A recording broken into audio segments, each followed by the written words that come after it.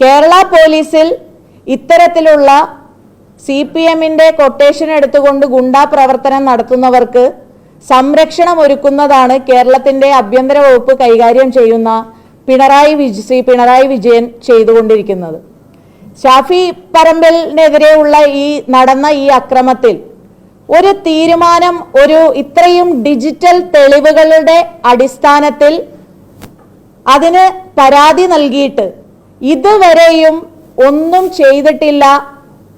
ആ police CI Abhilash ഡേവിഡിനെതിരെ ഒരു തീരുമാനമോ ഒന്നും ഇതുവരെ നടത്തിയിട്ടില്ല എന്ന് പറയുമ്പോൾ ഇത്തരത്തിലുള്ള പ്രവർത്തനങ്ങളെ പ്രോത്സാഹിപ്പിക്കുകയാണ് LDF സർക്കാർ എന്ന് പറയാൻ ആഗ്രഹിക്കുകയാണ്.